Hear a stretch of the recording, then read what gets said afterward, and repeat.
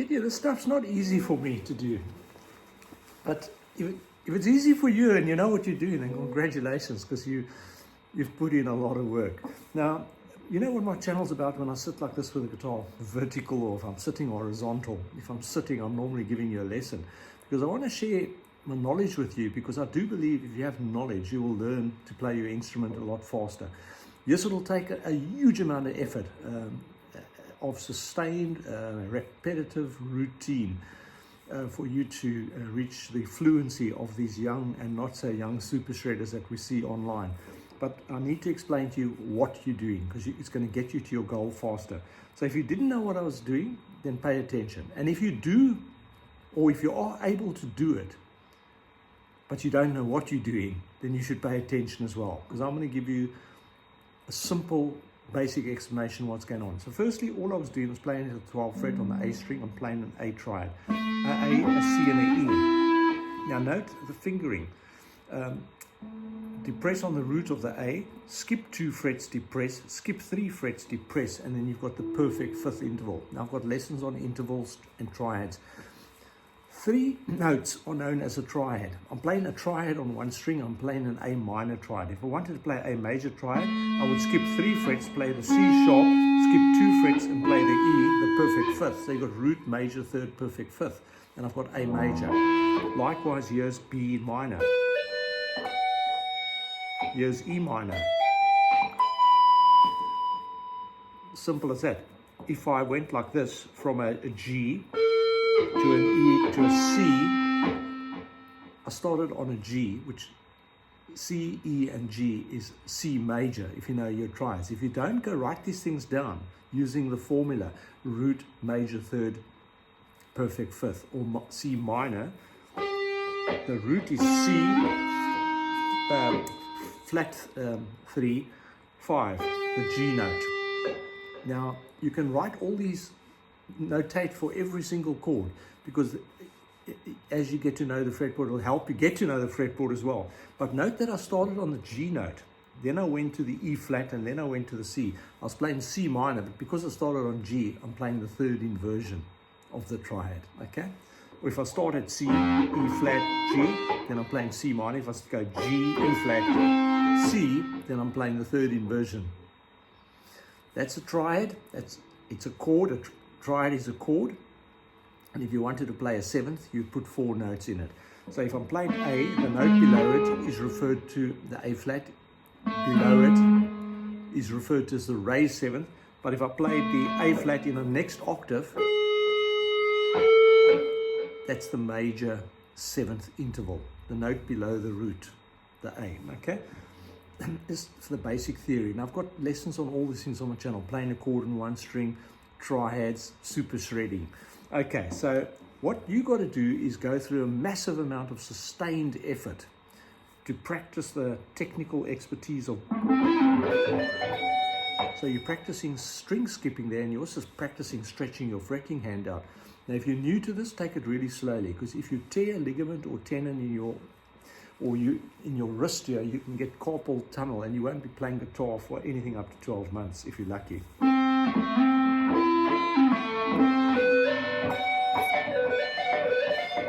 I'm also practicing hammer-ons and pull-offs.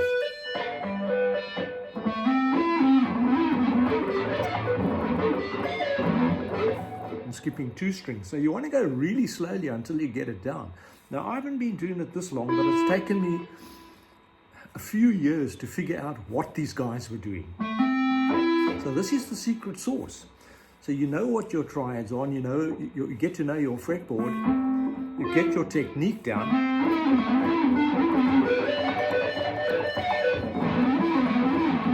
And I'm sometimes using alternative picking, where I'm going up and down, up and down.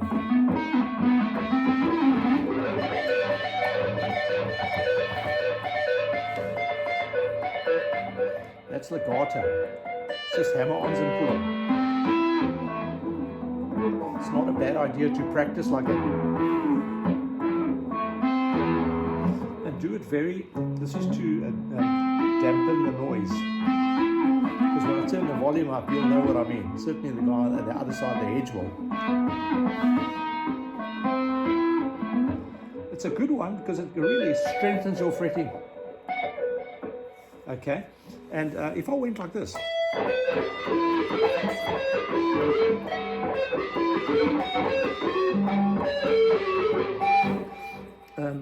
what was I doing? Well, I was playing an E, I skipped a string, I played a B, a G, and another E at the 14th fret on the D string.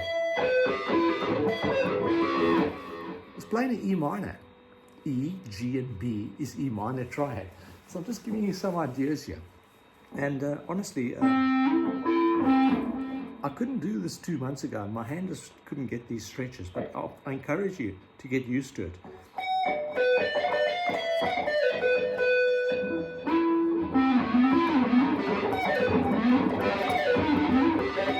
I know it sounds awful, but like I said earlier, if you can do it, well, congratulations, because then you're making serious progress on your instrument. And as I said, if you can do it and you didn't know what you were doing, then after this video, you'll know what you're doing, because I've told you already.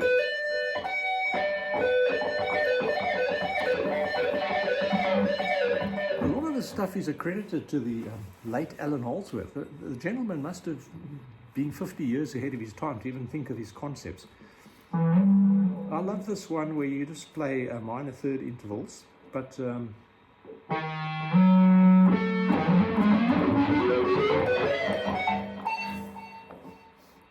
know, you literally, if the 6 strings were all on one string, you're literally just skipping 2 frets between every note.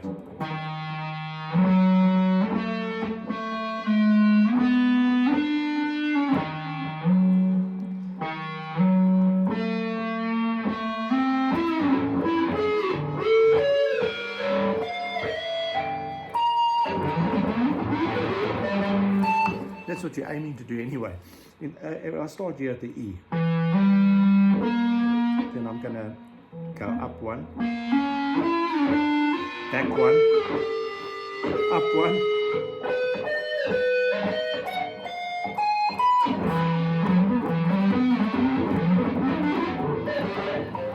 I'm trying to go.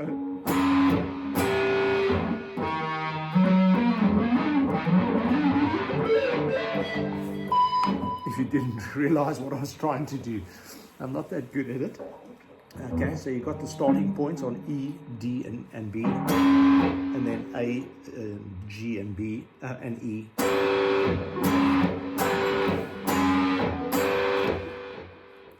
Actually, that sounds like it could come out of a Holdsworth, or sort of a, the band was going for it, and then you would come in.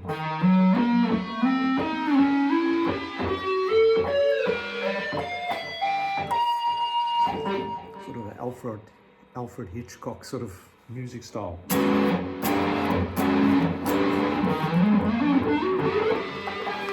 Enough of that. That's just merely playing every minor third interval. If a string was perpetual, that's effectively what you do.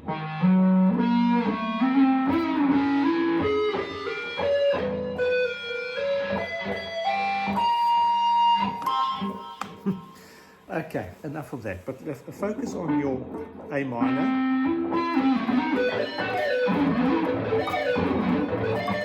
Now another one I want to show you quickly is G minor. G, B flat, and D. Really, I would write these things down and keep it in your permanent file, like I have. And if you forget or you can't find your piece of paper, just remember what I told you. A minor chord is skip 2 frets, depress, skip 3 frets, depress. A major chord is skip 3 frets, then skip 2 frets, and you've got a major chord. See? Then you just go on a string you're familiar with, like E. You want E minor, you go skip 2, G, skip 3, B. Okay, easy as. You can start at A flat. You follow? Easy as. Right, so focus on your technique now.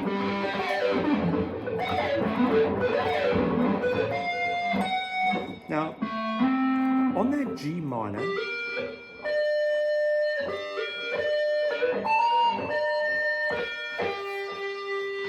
did you follow that? G, B flat, D. There's my B flat again. There's my G again.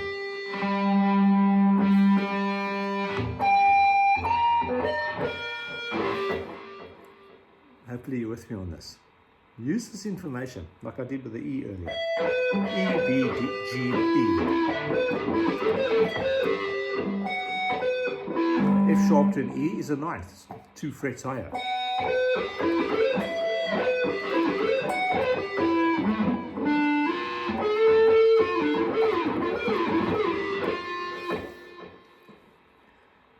Noisy, yes, but I've taught you the secret sauce.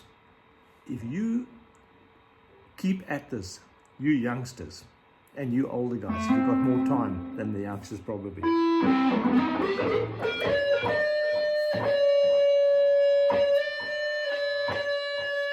The flat 5, magic, eh? But use this stuff to your advantage. And don't always be boring, because you will start sounding different too. If you want to sound different, you know, the good old diminished scale.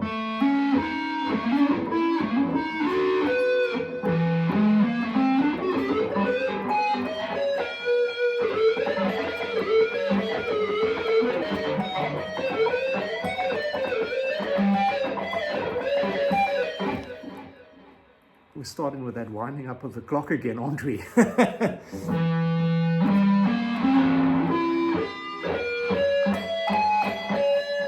It happens to be Mother's Day today in Australia, in the southern hemisphere here, and I'm expecting one of my daughters, the other one's overseas, and my 2 grandchildren. We'll have a great Mother's Day. But I've got 5 minutes left, so I'm going to...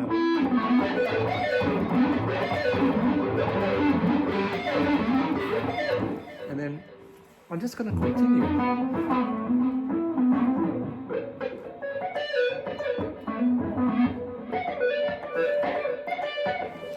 Because all this strengthens up your ability. But try and make it nice and clear sounding, unlike what I did.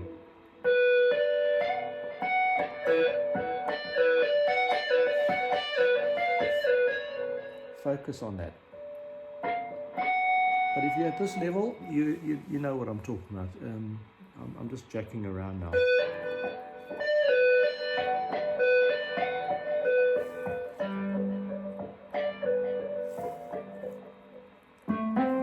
See, I'm doing a bit of palm muting there to stop.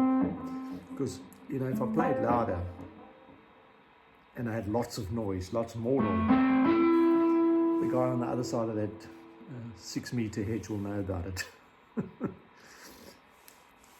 Hi Ray, if you're watching. Hi, how are you? He's got a ringside seat, you know, to watch.